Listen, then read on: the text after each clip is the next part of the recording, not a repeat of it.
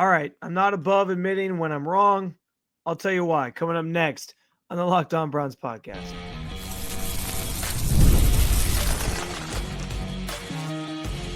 You are Locked On Browns, your daily Cleveland Browns podcast. Part of the Locked On Podcast Network, your team every day. What's up, Dog Pound? I'm Spencer German, your host of the Locked On Browns podcast, and proudly covering your Cleveland Browns each and every single day in the land and on the road. The Browns will not be getting Kirk Cousins, at least for now. What veterans are left in the aftermath of the Falcons' decision? And it's Mock Draft Monday. I have a 3-round mock draft to unveil for you that I did. And based on the draft, who did the Browns end up with? We'll discuss it coming up here. I do want to thank you for being in every day with the Locked On Browns podcast and for making us your first listen every single day. Remember, you will find Cleveland Browns content with Locked On Browns every week, Monday through Friday, guaranteed, with bonus content on some weekends or extra episodes certain days, and it's all totally free to you. All you have to do, hit that subscribe button wherever it is that you listen to your podcast, and of course, at the Locked On Browns YouTube channel, where you can also get involved in the show by sharing your thoughts on anything we discuss today in the comment section. This is your team, so be part of the conversation every single day. Today's episode is brought to you by FanDuel. Right now, new customers get $200 in bonus bets when your first $5 bet wins. Happy St. Patrick's Day, by the way, Cleveland. And there will not be any good St. Patrick's Day news for the Browns in the form of adding a certain veteran quarterback. We found out over the weekend the Falcons are dug in on Kirk Cousins, which means the Browns' only hope to adding him would be via trade. We can talk about that here in a second. I will say I was wrong. I thought for sure, maybe not for sure, because there was the indications when I was out of the combine in Indy that Terry Fontenot wasn't bluffing when he said they were okay paying him the $10 million roster bonus for 2026 and guaranteeing him that, giving him more guaranteed money, despite the fact that they already owed him a ton of guaranteed money. And the Falcons have their message has been that they weren't going to do this, but I just didn't buy it. I thought that they were bluffing. I thought that this was a tactic to try to increase his draft or his trade price, his trade value. I thought that when push came to shove, they would just cut ties. And it's part of it was the money, but I mean, I get where if you're an owner of a team like Arthur Blank and you owe somebody like $90 million in guarantees anyway, you already paid some of that, I guess, last year, technically via the books. And what's $10 million more, if you're already paying him a bunch of guaranteed money. So I get it from that standpoint, where it's not some massive amount that you can't just eat it. But I guess pride wins out here in that way. They don't want to it's not that they don't want to admit, but they made a mistake in bringing in Kirk Cousins. And so they don't want to just make it feel like it was a 1-year mistake and they really botched this thing. They want to see if they can get something of value on the back end.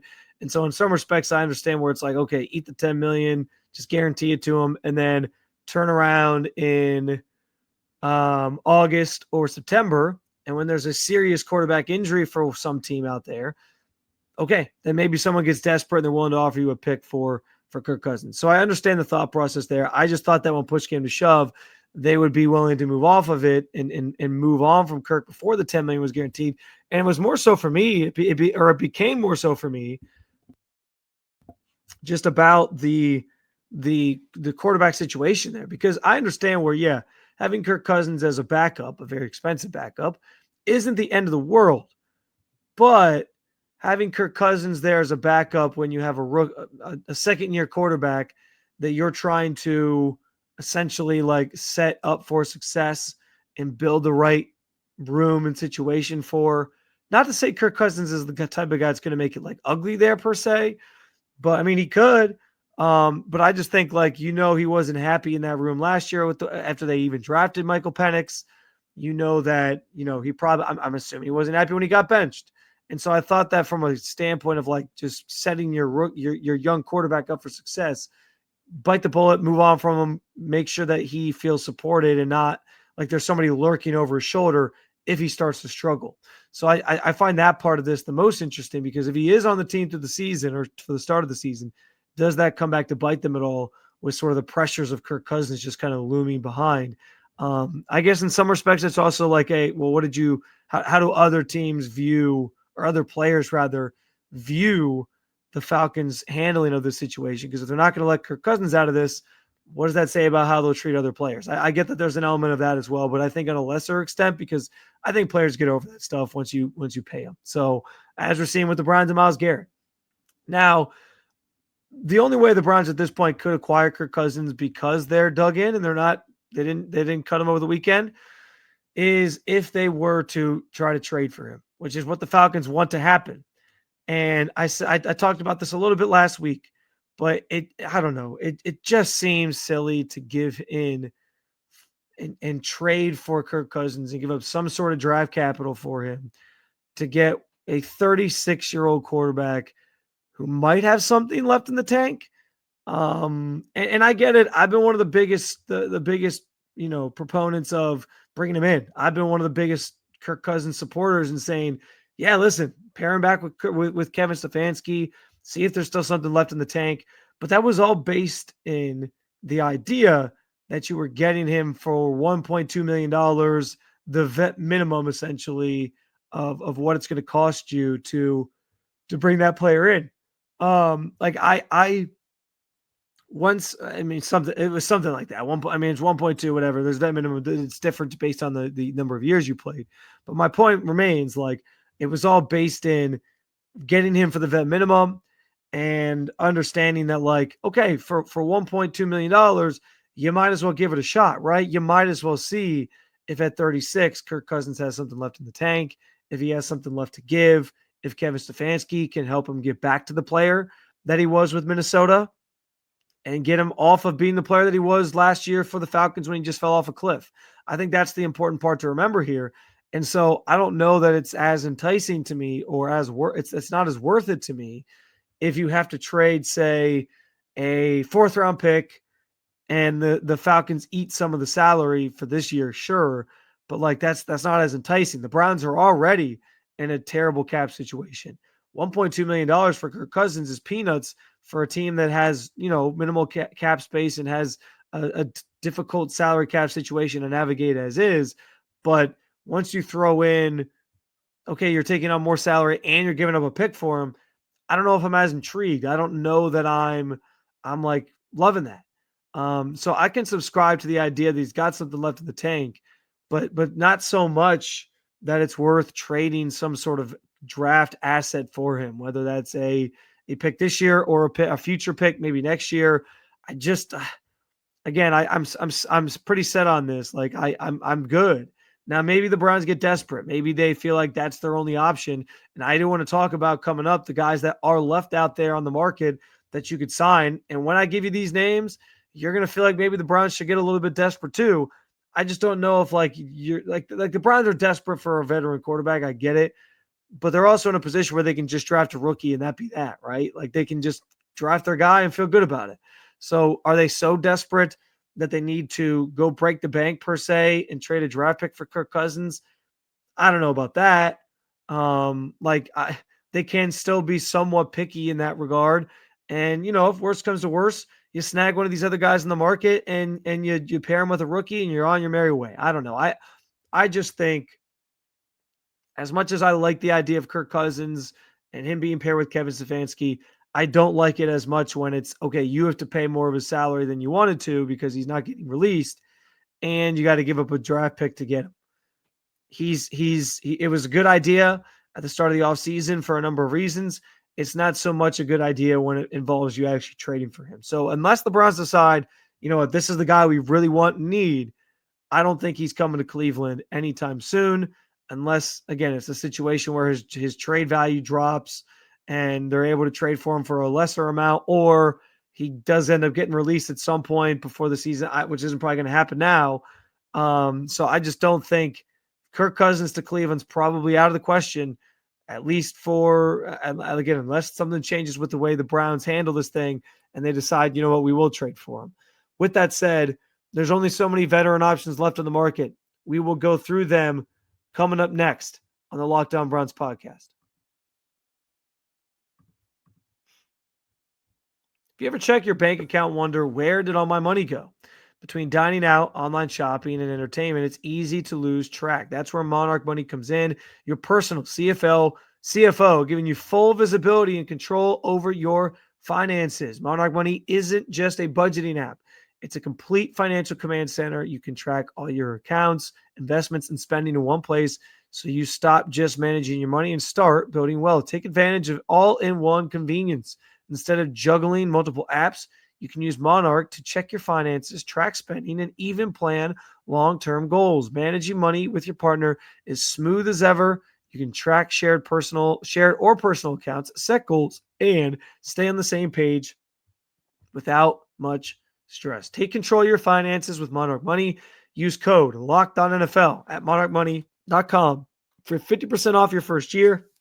That's monarchmoney.com, code and LOCKEDONNFL for half your first year off. March Madness is officially here. The bracket was just released on Sunday, and FanDuel is giving you a chance to get in on the action like never before. Right now, new customers can get $200 in bonus bets when your first $5 bet wins. That's $200 extra to use on everything from buzzer beaters to Cinderella stories and even who's cutting down the nets. It's no secret. When we all watch the tournament this time of year, it's all about the upsets. They are the lifeblood of the tournament, and especially with UConn not being quite as dominant as previous years, feels like there's some really good opportunities for upsets this year. I'm looking at Akron, local team. I worked there at one point. Love me some Akron Zips. I think this is the year they finally get out of the first round, and FanDuel makes it possible to bet on Akron or other underdogs with the spreads, totals, and game props all tournament long. In the end, though, you got to have a favorite of mine, too. You got your one seeds. I'm sure many of you target them. I also kind of got my eye on Maryland. Really good senior guard play there. I'll be putting some money on them. It's all available to you in the FanDuel app, which is easy to use. And when you win, you get paid instantly. So visit FanDuel.com to get in on the college hoops action all tournament long.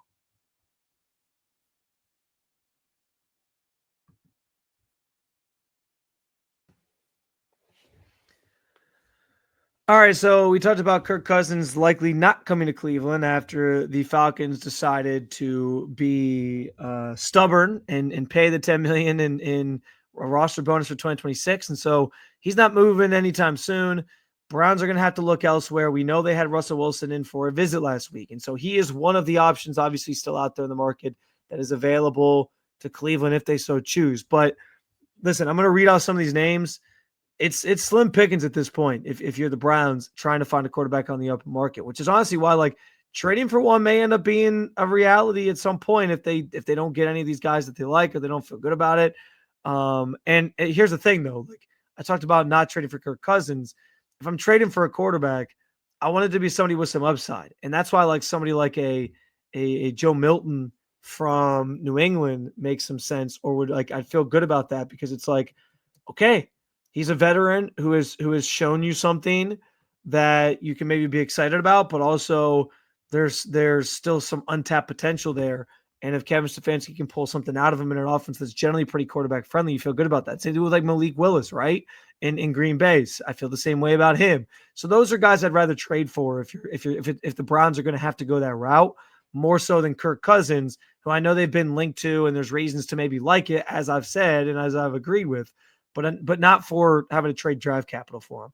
I'd rather trade draft capital for a guy that's not fully developed and has some untapped potential than somebody who we know what you're getting and is 36 years old and might be actually washed. Who knows? So in terms of names that are still out there, like I said, Russell Wilson he hasn't signed yet, and the Browns had him in for a visit last week, so there seems to at least be some link there. Aaron Rodgers is obviously out there. He is the one I think is kind of holding things up for some of these other quarterbacks right now, because if the Steelers end up with Aaron Rodgers, then Russell Wilson might go to New York, or Russell Wilson might then make a decision. If the Giants end up with Aaron Rodgers, because those seem to be two of the teams that are most interested in him, then maybe the Steelers go back to Russell Wilson. There's also apparently the Vikings still sort of lurking for Aaron Rodgers, which would be the most hilarious thing ever if he completed the Brett Favre story arc by also finishing his career with the Minnesota Vikings. You can't script this stuff. That would be fantastic. But aside from those top two names, I think that are left, here's some others. You got Trey Lance. Do you feel good about him? I certainly don't. Guy who hasn't really played much throughout his career, clearly a bust of a first round pick by the San Francisco 49ers. Somebody that they didn't, necessarily they drafted him with the intent of starting him. It didn't end up panning out that way. There were some injuries there as well. And as it turned out, he didn't end up playing, and they get completely off the hook for it because, well, they found Brock Purdy, this diamond in the rough, and he's been great. And there's so much so that they're about to pay him a big quarterback contract, and so they're clearing house and getting off of everybody. But I don't know that I feel that Trey Lance is some like great veteran option for the Browns.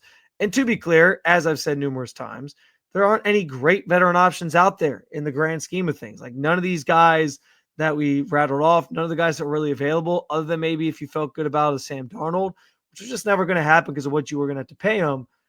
None of these were amazing franchise-saving options. We know this.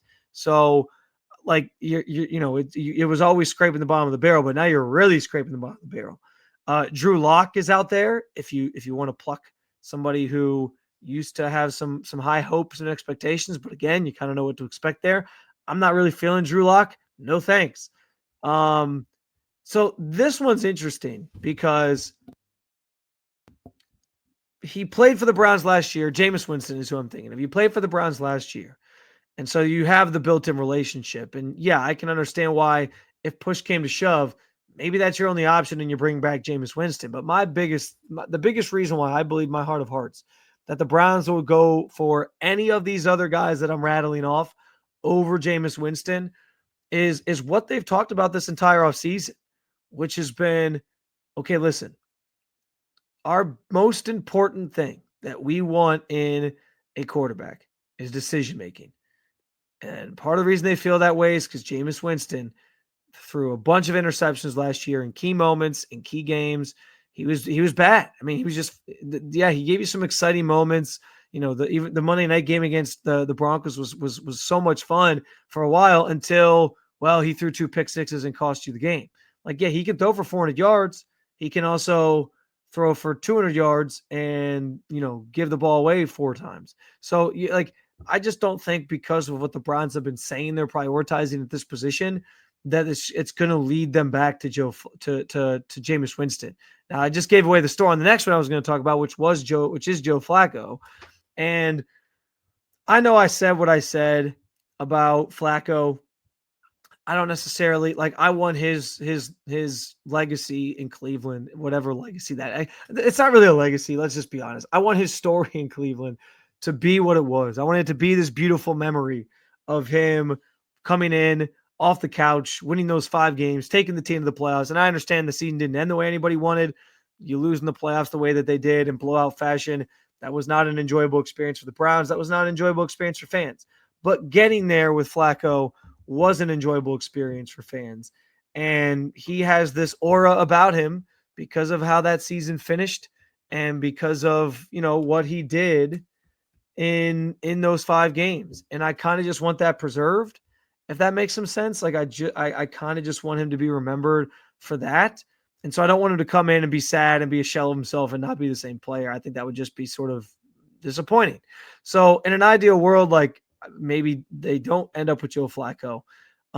This is me thinking about it from a standpoint of just I love that story and I don't want to see it altered or changed by him coming in. But at the same time, if this journey on finding a veteran quarterback bears no fruit and it leads you back to Joe Flacco, there's worse things that I guess could happen here in terms of finding a veteran quarterback to pair with a rookie. He is 40 now, but yeah, I guess if that's where this leads, fine. He can run the offense. You feel good about that. He could nurture a young guy. He just did that in Indy last year to an extent. He can accomplish the things that you're trying to accomplish in that way. And I think that would be okay if that's where this led you. I just, want to sort of preserve the image of what he was here. Another one that's out there, and this is maybe the last one that's even worth mentioning, is Case Keenum. Or sorry, there's two other ones. Carson Wentz, who was the back of the Chiefs last year, and they now have Gardner Minshew going to Kansas City, so he's out of the question. I don't hate the idea. I mean, Carson Wentz is fine. I don't hate the idea of Carson Wentz if that's who you went with. He's not a great quarterback, obviously, but I guess you could do worse. And then the other one that's interesting is Case Keenum because of his history with Kevin Stefanski. Obviously, played under him in Minnesota for a year in 2017 when he was still the quarterback coach. And then he was in Cleveland for a couple years early on in Kevin Stefanski's tenure in 2020 and 2021. So, again, it's a guy who can run the offense. Now, granted, he's 37 years old. I don't know if he's the veteran that you really want, but he is at least a fallback plan, I guess, if all these other things fall through.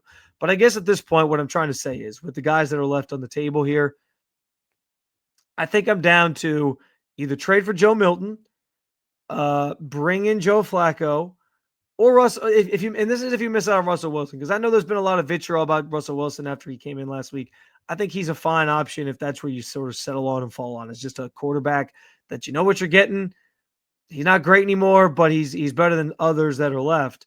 Fine. I can live with that. It's either for me, Russell Wilson, I think would be at the top of this list.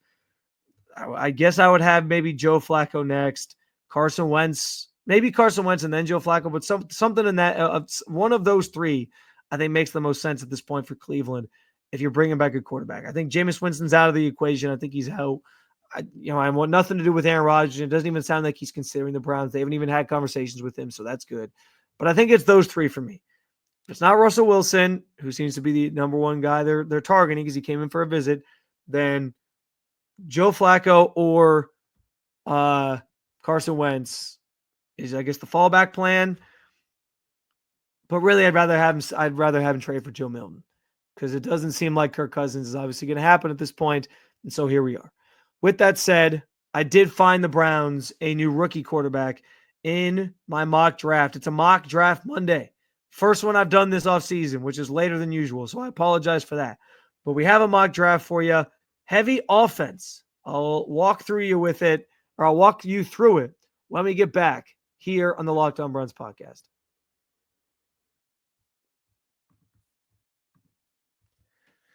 Today's episode is brought to you by Epicor. Every team knows the value of hard work or taking pride in what you build and practicing every detail to get the best results. But no player, no matter how amazing, can do it all alone.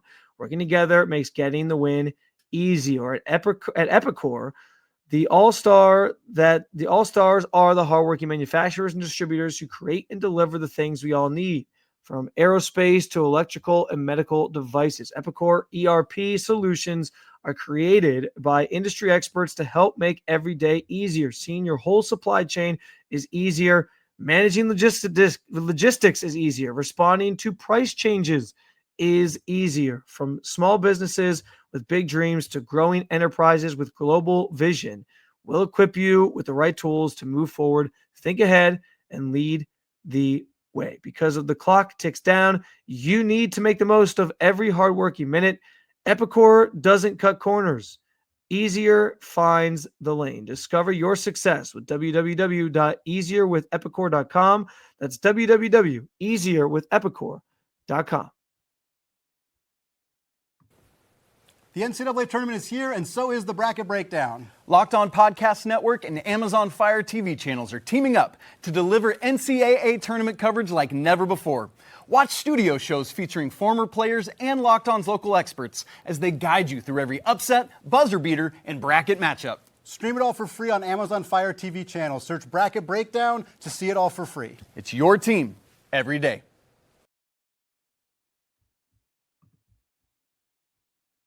All right, so I finally got around to conducting a mock draft, and on this mock draft Monday, I'm going to reveal it to you. I think you're going to like what I have here because a lot of this stemmed from Myles Garrett in his press conference on Friday had a quote in it where he talked about, part of the reason he was back on board was because of conversations with Andrew Berry about how he's going to build the team.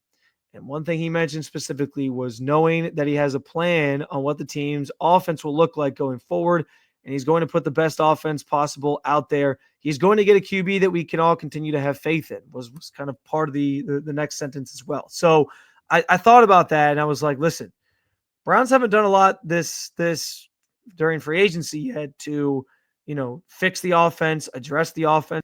Yes, they signed a swing tackle in Cornelius Lucas, but they haven't really done anything else offensively. Now, that doesn't mean they won't. They're going to add some ancillary pieces, I would imagine.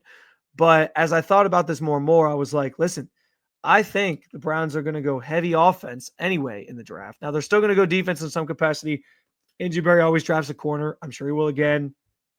There's some really good defensive linemen in this draft, so I'm sure at some point they will. But this first iteration of the mock draft for me, I couldn't help myself but go heavy offense. And so here's what I ended up sort of producing here in the form of a mock draft. I have the Browns going Cam Ward at number 2. How that played out was you had the Titans take Travis Hunter in this iteration of the draft. Cam Ward was there. I took him. I still continue to believe that he's the best quarterback in this class, talent-wise. But I have a take that I'll give you guys tomorrow probably in relation to him and Shedeur Sanders in the options the Browns have. But I'll save that for tomorrow. But Cam Ward was there, so I took him. And that led us to late in the first round. I had the Browns trade back in. And I think this is something that's a real possibility for Cleveland. When you're drafting first pick of the second round, it presents an interesting situation because, first pick of the second. Did I say first pick of the second round? First pick of the second round. You have a situation where you can essentially trade back in trade back into the first round pretty easily and put yourself in a situation where you can draft a second player that has that 5th-year option attached to him. And so I did that in this instance, and I ended up with Josh Connolly Jr., the tackle out of Oregon, to help bolster, an offensive tackle position that the Browns have to answer. No more Jedrick Wills. He's likely on the outs, hasn't ended up anywhere, but he is, they're trying to fill that void there, and you get a young tackle that you can feel pretty good about, and you get 5 years of them because, you get that 5th-year option by trading back in. So I traded with Washington, pick 33 and pick 104, and I get back up. I get to draft Josh Connerly, and you get 2 players in the first round already, a quarterback and some help for your quarterback up front. That brings us to later on in the second round. The Browns have pick 67, which is the third round, which is a third rounder technically. But I traded back up to 60 with the Lions by giving up pick 179, as you see on the board here, along with pick 67 to get up to 60 and draft Caleb Johnson, the running back out of Iowa. And I really like Caleb Johnson. I will say, I was torn at this spot because there was also TreVeyon Henderson available. And I love TreVeyon Henderson. Again, Ohio State guy. You guys know this about me. And I was really excited about either of those options. But I took Caleb Johnson because I think he's a great fit for Stefanski's offense. He ran a lot of, wide zone type stuff in college. And so I liked the idea of Johnson just a little bit more for that reason. And so I pulled the trigger. But you could go either or there. You could go Caleb Johnson. You could go TreVeyon Henderson. But I traded back up because I was worried about what running backs would still be there by the time 67 rolled around, with some teams that were coming up that need running backs. The Bills were still on the board at that point. There were some other teams as well. And so I traded back up with a team like Detroit that doesn't necessarily need a running back. They got Jahmyr Gibbs. And I was like, okay, let's get Caleb Johnson here. And then I stayed put for pick 94, the Browns' third rounder, the Browns' second third rounder, their other top 100 pick. And I selected, which is kind of a cool feel-good story, Harold Fannin Jr., tight end out of Bowling Green, who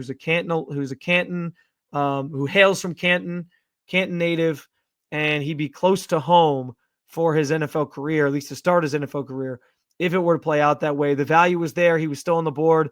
Browns need tight end help. I've talked about that being an underrated need that people maybe haven't talked about enough. And so I had them pulling the trigger on Harold Fannin Jr. And just like that, you see on the board there, the Browns get this offensive makeover in 4 picks. Yes, you had to give up a few things to get there. You give up your 4th rounder, which means you're not picking until the 6th round after that because you don't have a 5th rounder right now. Now you could trade back up again. You could trade back up into the 5th, or the 4th. I don't think the Browns are making all 10 picks that they have at their disposal at this point.